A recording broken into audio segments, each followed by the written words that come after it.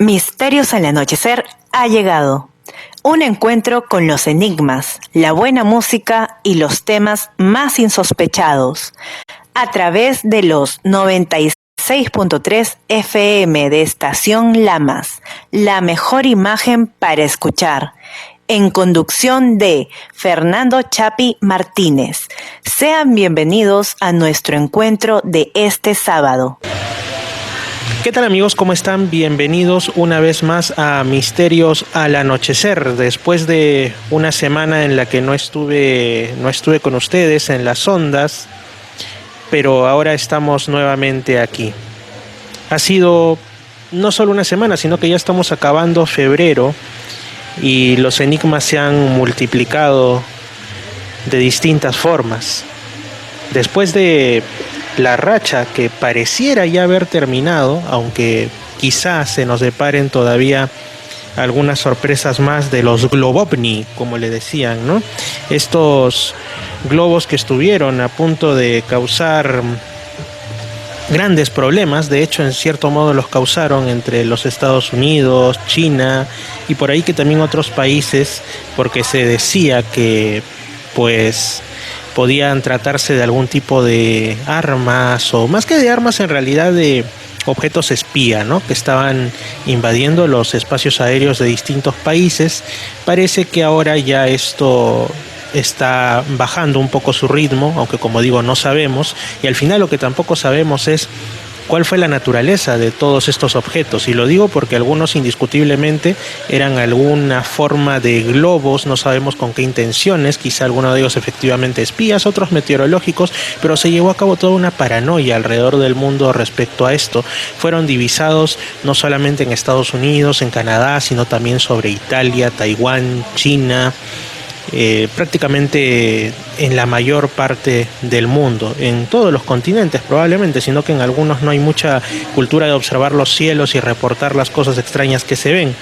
Pero no conformes con esto, inclusive hubo algunas cosas extrañas que fueron encontradas y aparentemente cayeron de los cielos. Una de ellas es, por ejemplo, una misteriosa esfera metálica que se encontró en una playa japonesa, desatando el asombro y el temor a partes iguales. Al parecer estaba hueca en su interior, por lo cual se descartó que se tratara de algún tipo, digamos, de muy perfecto meteorito, por decirlo de alguna manera, pero de todas formas la gente procedió a retirarse del lugar. Equipos especializados llegaron a ver qué era lo que estaba ocurriendo, ese extraño visitante del espacio, que se trataba. No faltó el emocionado que dijo que probablemente era una serie de un tipo de ingenio extraterrestre, pero al parecer se trataba de una cosa mucho más humana y en cierto modo que revela la penosa historia de los últimos 150 años en cuanto a Japón. Se trataría probablemente de alguna especie de arma del tiempo de las guerras mundiales, de la Segunda Guerra Mundial concretamente, una suerte de mina que habría no caído exactamente del cielo, sino más bien habría sido traída de las profundidades del mar y que al parecer se encontraría ya inactiva. Así como también ocurre en países como Alemania y otros que, pues, como recordatorios nefastos de lo que fueron esos episodios bélicos del pasado, de cuando en cuando se encuentran minas, bombas sin explotar, etcétera, debajo de calles y provocan toda una, digamos, toda una alteración de la normal rutina de las gentes y, como digo, se constituyen un recordatorio de que los hechos, que muchas veces se realizan en nombre de la codicia y del egoísmo, no solamente acaban cuando se termina la cuestión bélica, sino que trascienden. Y también nos animan, por supuesto, a optar por una cultura de paz, que se habla muy bonito generalmente, por ejemplo, en el ámbito de la educación, de las gentes y todo, pero parece que no se la toman tan en serio los gobiernos del mundo. Pero bueno, muy aparte de estas cuestiones, una noticia, como digo, relativamente reciente es que otro de estos globos desconocidos fue detectado sobre el espacio aéreo de Taiwán. Al parecer ya, como digo, no son tantos, pero aún se siguen algunos reportes. Inclusive hay una foto, signo de nuestros tiempos, los tiempos de los selfies, en los que por ahí un ingenio volador tomó una fotografía de lo que sería uno de estos globos, mostrando su indiscutible naturaleza humana, y que se trataba efectivamente de un globo y a modo de selfie, por así decirlo. Pero bueno, más allá de esto hay otras cosas extrañas que aparecen y que caen de los cielos, concretamente meteoritos. En Italia se dice que, bueno, en realidad son tres caídas de meteoritos. Los días 13 de febrero en Francia, 14 de febrero en Italia, mientras las parejas celebraban el amor, y 15 de febrero en Texas, concretamente McAllen, Estados Unidos, Texas, han caído fragmentos al parecer de meteoritos a distintas velocidades y probablemente del cinturón de asteroides de nuestro sistema solar. En Italia cayó un meteorito que la prensa se equivocó, hizo un teléfono malogrado a la hora de decir su edad, desatando la extrañeza y también la risa de quienes conocen un poco de astronomía, porque el equívoco consistió en que dijeron que tenía 45.000 millones de años, lo cual es imposible porque eso es muchísimo más viejo que el sistema solar, por no decir que hasta el propio universo. La edad correcta era 4.500 millones de años. Lo cierto es que este objeto caído en el sur de Italia chocó contra el piso de un balcón y lo agujereó. Cayó a una velocidad relativamente baja, 300 kilómetros por hora, y felizmente que en ese balcón no había nadie observando el paisaje porque habría traído alguna consecuencia terrible, ¿no? También ha habido otras historias de objetos caídos del cielo, supuestos meteoritos que han destrozado parabrisas de autos y demás, y eso no lo cubre ningún seguro porque son circunstancias pues totalmente inesperadas y no previsibles. Pero como digo, en Matera, al sur de Italia, cayó este meteorito, una reliquia de los orígenes, una cápsula del tiempo de los orígenes del propio sistema solar. Asimismo, el 15, al día siguiente de este suceso, como dije, en McAllen, en Texas, Estados Unidos, cayó otro meteorito. Este iba más rápido, porque iba a 27.000 kilómetros por hora, según los cálculos de la NASA. Y la NASA también dijo algo bastante extraño, o en todo caso difícil de conceptuar por el ciudadano común y corriente. Porque en una de estas, cuando por ahí dijeron, bueno, vamos a darles el tamaño y el peso. Entonces dijeron, es un meteorito del tamaño de un perro y pesa como 4 elefantes bebés. La NASA ya nos tiene acostumbrado a estas extrañas comparativas, porque ¿cómo voy a saber yo, cómo va a saber el ciudadano común y corriente cuánto pesan 4 elefantes bebés? ¿Y un perro, qué tipo de perro? Bueno, ya después se pusieron un poco más serios y dijeron que era un meteorito de 60 centímetros de diámetro y que pesaba media tonelada. Bueno, la mayoría medio que podemos entender eso de la media tonelada, eso está mejor. Más allá de eso, también otra noticia de este febrero que rapidito, como suelen ser todos los febreros, nos deja. También las agencias espaciales detectaron que la Tierra tiene una nueva mini luna a la que le pusieron el nombre, o mejor dicho, el código de 2022 NX1, así de fríos. ¿Cómo es esto de la mini luna? Bueno, no es que alguien vaya a mirar hacia el cielo y observarla, como ocurrió hace unos días con la conjunción de la luna creciente con Venus y Júpiter, que fascinó a muchos, inclusive a mí, que no sabía, me despisté y no sabía que ese día iba a haber esa conjunción, pero que está grabada y también subida a mi canal Misterio Infinito, pero en YouTube. Misterio Infinito, pero en YouTube. Bueno, ¿de qué se trata la mini luna? Se trata de un pequeño objeto que en un primer momento se sospechó que podía ser artificial o podía ser un trocito desprendido de la luna, que está en una trayectoria no exactamente como dándole toda la vuelta, todo el giro a la Tierra, sino más bien como una extraña herradura. E incluso los científicos dijeron que podría colisionar con la Tierra en 2075, pero es pequeñito, no esperen verla. Como digo, mide aproximadamente entre 5 y 15 metros. Aún no se ha determinado su origen ni su naturaleza. Y pues bueno, ahí está. Y si no se estrella contra la Tierra, solo estará por algunas décadas dando ese movimiento de herradura. Y así han habido muchos otros objetos como una especie de mini lunas temporales, ¿no? Incluso dicen que la propia luna que nos alumbra por las noches llegará a un momento en el que, según algunas teorías, se terminará de alejar de la Tierra con todas las alteraciones en las mareas y demás que eso supondría, pero dentro de muchos miles de millones de años seguramente. U otros dicen que chocaría contra la Tierra, pero para eso ninguno de nosotros va a estar presente, así que todos son especulaciones. Otra noticia de índole entre geológico y astronómico. Se ha comentado que el núcleo de la Tierra no es como lo pensábamos. O sea, todos estamos acostumbrados a los gráficos escolares, a los gráficos de difusión, que nos muestra la Tierra como un conjunto de capa sobre capa, ¿no? La más externa es la corteza, y etcétera, van así disminuyendo, y se supone que en el centro pues hay un núcleo bastante grande, sólido y todo lo demás. Pues es cierto que hay un núcleo sólido y metálico, pero este sería de 650 kilómetros de diámetro y estaría dentro de lo que hasta ahora pensábamos que era el núcleo más interno de la Tierra. Ahora, ¿qué es lo que esto significa? Yo, por ejemplo, estoy en foros sobre tema ovni, sobre temas de anomalías, enigmas, y no falta el emocionado, que también típico teléfono malogrado, y hace eco de esa teoría. Quizá alguno de ustedes le haya escuchado que así como hay quienes dicen que la Tierra es plana, hay otros que dicen que la Tierra es hueca y que dentro habrían civilizaciones, un sol interior y todo eso. Pero no es esto lo que dice la ciencia. En realidad, muchas veces se tergiversan las cosas para hacerlas calzar a como unos u otros quisieran que fueran las cosas, pero no es así. Otras cosas extrañas que han estado sucediendo, que ocurren sobre nuestras ciudades, sobre nuestros campos, en el cielo. En Australia, en el norte de Australia concretamente, se dice que se dio una lluvia de peces, un fenómeno atmosférico que dejó sorprendidos a propios y extraños.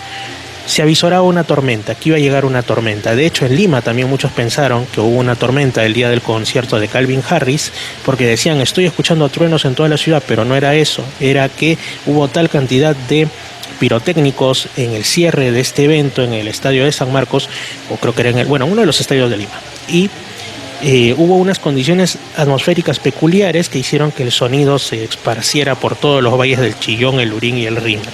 Pero bueno, volvamos a Australia. Se pensó que iba a llegar una tormenta común y corriente con lluvia, rayos y demás, y de pronto empiezan a caer peces. Una de las hipótesis es que, como ocurre en otros sucesos de similar índole, pudo haberse tratado de una especie de tromba de agua sobre el océano que aspiró lo que estaba más cerca de la superficie de las aguas, entre ellos muchos desventurados peces que acabaron en lo alto, y cuando tocó que se descargara toda esa masa de agua ya sobre tierra, cayeron y muchas personas los vieron inclusive todavía moviéndose en sus últimos halitos de vida, y que tenían un tamaño comparativo al de 2 dedos, ¿no?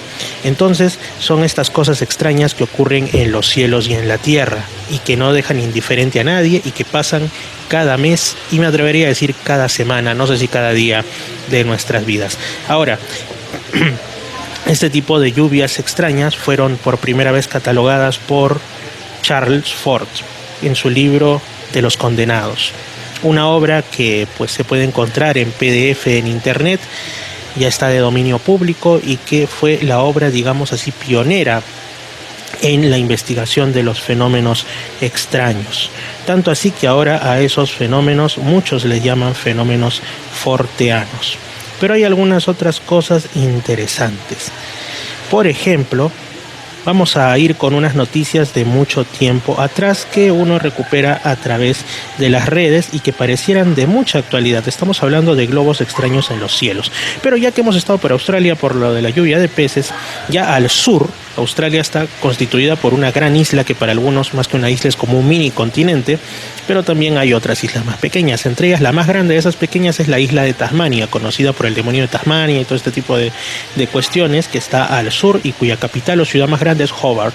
Pues bien, una noticia de hace exactamente 100 años, 1923, y que apareció en un diario local llamado The Mercury, o sea, el Mercurio.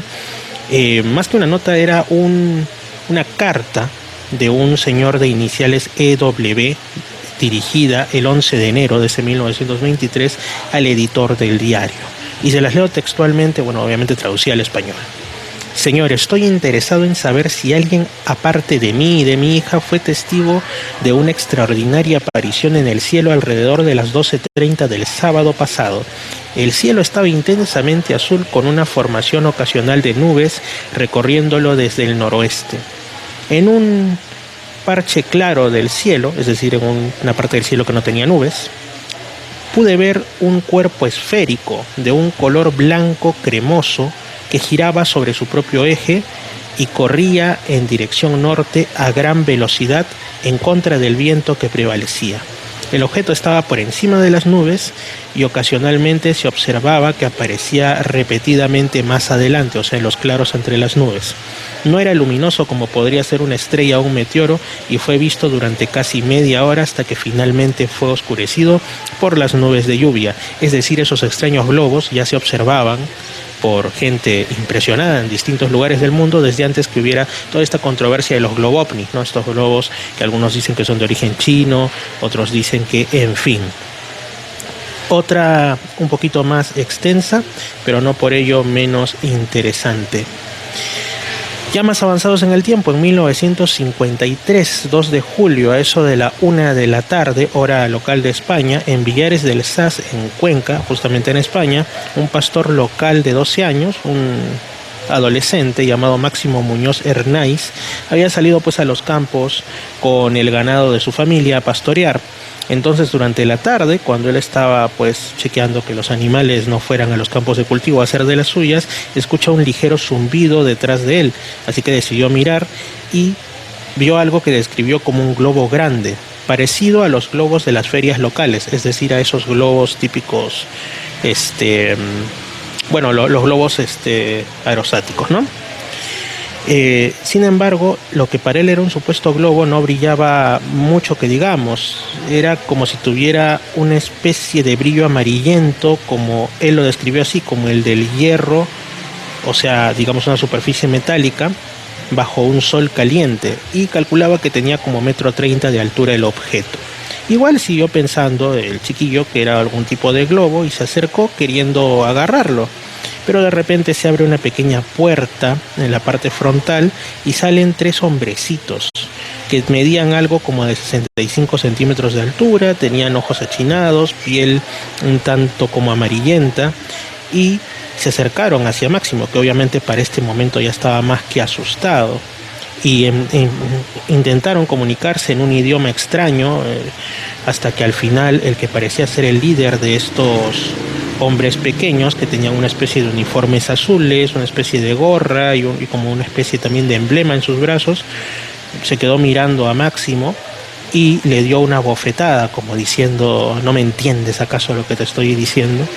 Pero en fin, los 3 hombrecillos, que definitivamente no eran humanos, se quedaron parados frente al paisaje y luego regresaron a su globo, entre comillas. Obviamente para esto Máximo ya estaba bastante asustado. El objeto finalmente cerró su puerta, su escotilla, se volvió más brillante y se fue hacia el cielo. Máximo contó esto a sus padres. Su padre, Felipe Muñoz Olivares, fue al lugar acompañado de un guardia civil, un policía rural, y encontró unos agujeros que denotaban que efectivamente había habido un objeto físico en ese lugar. Esto al final fue recogido por uno de los pioneros, para muchos el padre de la ufología en España, Antonio Rivera, en su libro Los humanoides.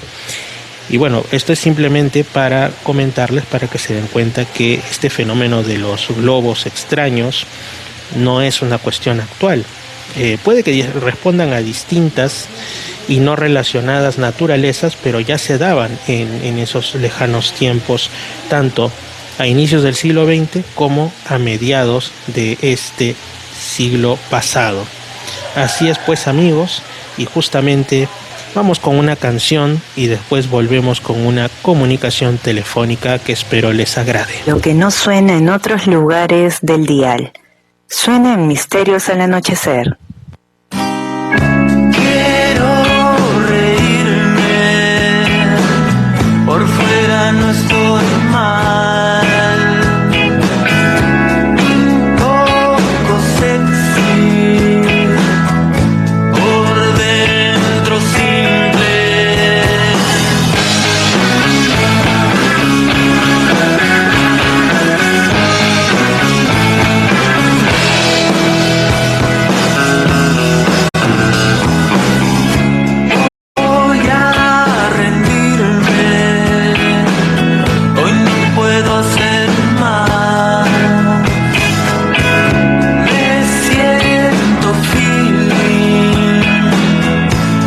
Siento lonely, me siento lonely.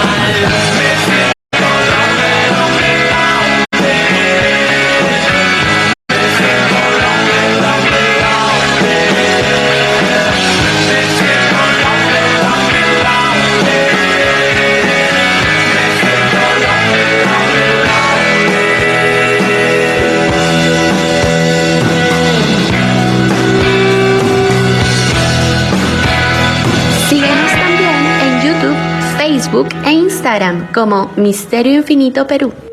Así es, amigos, síganos en Misterio Infinito Perú en YouTube. En YouTube, Misterio Infinito Perú, totalmente gratuito. Suscribirse y clic a la campanita, como dicen los grandes youtubers.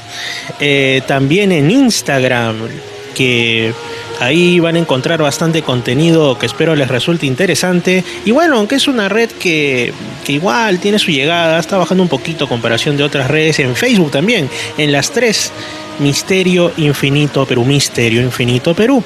Ahora sí, amigos, antes de entrar a la llamada, una noticia lingüística que se me había pasado. Hasta la RAE se ha metido en el tema ovni a opinar. Por ejemplo, ahora dicen se debe escribir ovni así como que escribes mesa de picar, o sea, en el sentido de todo en minúscula, no en siglas ni en mayúsculas. Y no ovni, como digo, así de una manera en mayúsculas y todo ese tema. Hasta la RAE ha metido su cuchara con el tema de los globovnis. Pero ahora sí vamos a la llamada. Es ni más ni menos que Eduardo Camacho desde Lima, porque con él estuvimos el fin de semana pasado, con él y con otros amigos más, haciendo una especie de, llamémosle así, vigilia de observación nocturna en la playa Yaya, uno de los lugares con más avistamientos ovni en el Perú. ¿Qué tal, Eduardo? ¿Cómo estás? Bienvenido a Misterios al Anochecer. ¿Qué tal, Fernando? Saludos a tu audiencia. ¿Qué tal?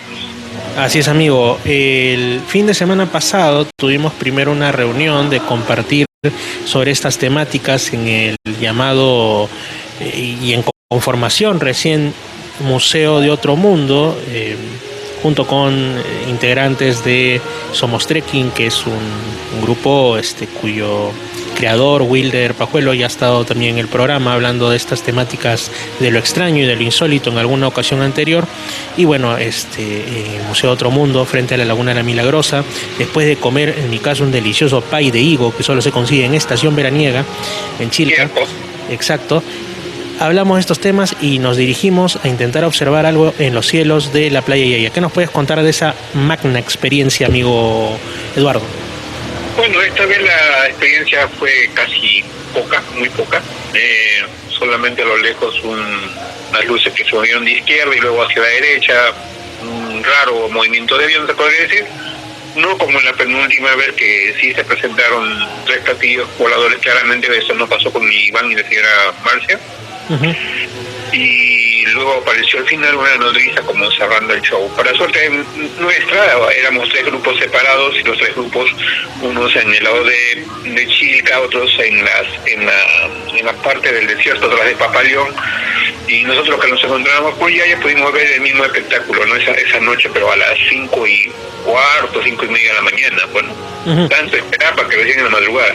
Así es, bastante troleadores los supuestos tripulantes de esas también supuestas naves. Ahora, tú dices una nodriza. ¿Por qué crees tú que lo que viste era una nave nodriza, como le llaman la gente interesada? A diferencia de las clásicas, o sea, de los clásicos platos voladores que son circulares, ¿no? Uh-huh. La nodriza, pues, tiene una configuración como un torpedo, ¿no? Larga, ¿no? Y de color blanco usualmente, aunque otros al tenerla cerca lo han visto de color casi amarillo, un plátano, un amarillo tipo naranjado, así, cuando lo han visto de cerca algunos amigos, especialmente entre ellos Julio Dongo. No, yo no he tenido la oportunidad de ver alguna vez una nodriza. Es la primera vez que veo una nodriza. Mentiría si anteriormente he visto. Sé de historias de muchas personas que han tenido un contacto allá en Chilca, incluyendo mi papá de Sixto Paz, ¿no? Uh-huh. Carlos Paz. Y arriba en Cerro Yaya, pues, no, en Cerro La Palapa, ¿no? Que tú conoces más que cualquier otra persona, ¿no? Ahí en la parte delantera se les tuvo un contacto, tuvieron una experiencia con una nodriza que se les vino, pues, ¿no? A desaparecer por sus pies, ¿no? Uh-huh. Interesante, así es. Esas experiencias que ya tienen por lo menos varias décadas ocurriendo allá en Chilca, al sur de Lima. Pero bueno, como dices, la noche de este fin de semana pasado, del sábado al domingo pasados, si algo de interesante tuvo, y en realidad muy interesante, fue el intercambio de puntos de vista, ideas, opiniones, etcétera, ¿no? Cada uno contó sus experiencias, En tu caso comentaste, eso en partes al menos está como digo, en mi canal, en Misterio Infinito Perú, en YouTube. Julio Dongo contó algo sobre el planeta Apu desde el punto de vista de contactado David Conovi y sus libros. Tú contaste también sobre esta experiencia que ya nos has relatado en otras ocasiones de cómo años atrás, estabas tú décadas atrás en realidad en la zona de Papaleón, ahí en Chilca, y de pronto es como que aparece una especie de ser luminoso que los bloquea. Ustedes pensaron que les bloqueaba el pensamiento, pero en realidad era como que estaba jugando con ustedes, ¿no? Cierto. Bueno, yo les invito cordialmente a leer pues el libro de Apu Galaxia X9 del escritor Bill Conovi, ¿no? Galaxia X9, y fue un encuentro con todo esto, pues, ¿no? Pues cuando, como cuento en mi historia, no terminé de la lectura de Apu Galaxia X9 de un tema extraterrestre. Lo leí como cualquier libro, pero que fue muy ameno por todas las cosas que se comentaban en ese libro. Uh-huh. Y luego me levanté para ver desde mi azotea a la calle, y mirando a la izquierda aparecieron dos platillos voladores, cosa que me asombró mucho. Y dije, me habré introducido tanto en la lectura que pues me lo puse en la cabeza. Y luego de ello subieron mi tío Guillermo a decirme pues de que me invitaban a conocer al sur de Lima una señora para ver referente al tema Apu, ¿no? A los extraterrestres. Pues me pareció pues ya esto fuera de toda cordura, ¿no? Mucha coincidencia para ser casual. Tres cosas en un solo momento pues que tenían relación era imposible, ¿no? Y una de mis experiencias en Chilca, en casa del señor Amaro, cuando habían estas 121 carpas, más recuerdo, ¿no? Y habían muchos científicos, había mucha gente de la farándula ufológica de aquel tiempo, contactados, decidos por mucha gente y que hoy niegan haber estado por ahí, que es algo que tú me dices. Pues apareció un ser de luz, ¿no? Pero no antes, un joven de esos grupos salió de investigación, salió y me abordó afuera en la calle. Se había dado cuenta que yo estaba fuera de la casa, estaba en la calle, era de noche, ¿no? Y me dijo, se presentó diciéndome, buena, yo soy muy buena investigación, es un placer conocerte, sabemos que tú eres parte del grupo, ¿no? Pero yo dije, pero yo no era nadie en el grupo, pues tú prácticamente, yo era un aprendiz de mago, como quien dice, ¿no? Uh-huh. Porque toda mi experiencia se basaba en silencio, en guardar silencio, ¿no? Porque aprendí, era como un vaso que había vaciado todo lo que tenía del conocimiento que tenía de aquí, y estaba hambriento por saber lo otro, ¿no? Todas las experiencias hasta con estos seres de luz. Entonces, de repente nos sentimos siendo observados y volteamos en mi caso yo hacia la derecha. Y ahí estaba ese ser de luz, ¿no? Pasando una cuadra, ¿no? Unos 20 metros más allá, o 20, ¿sí? Y estaba ahí en mitad de la pista y brillaba, pero como una luz LED, ¿no? Fuerte, muy, muy escandalosa. No era como los seres de luz que veíamos en la playa, que eran unas esferas, ¿no? De 1,5 metros de diámetro, ¿no? Si quieren pongan 1,5 metros de alto, bueno. No, pero que estas luces eran como un fluorescente. Esta luz, este ser brillaba como un LED. Además tenía otros brillos entre tornasolados, azul, con amarillo, con blanco, pero mayormente todo era blanco. Uh-huh. Nos dirigimos con dirección hacia él, de que sabíamos que no deberíamos quitarle la vista, no deberíamos quitarle la vista, porque a veces cuando uno le quita la vista a estas cosas, pues evidentemente desaparecen, ¿no? A llamar a la mayor cantidad de gente, muchas veces no preparada, tal vez sí, tal vez no, y íbamos a tener un choque emocional de muchas personas. Bueno, en serio, después de ese caso, que cualquier cosa podría pasar, así que nos fuimos con este amigo con dirección a este ser de luz. Primera vez que había visto un ser tan fuerte y destellante. Ya nos habían comunicado que había llegado una civilización muy, muy fuerte, o sea, muy de otro universo, de otra realidad, allá en Playa Yaya.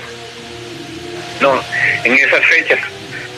Así es que nos fuimos a darle encuentro al ser de luz y faltando unos 30 metros, 20 metros a la esquina, ¿no?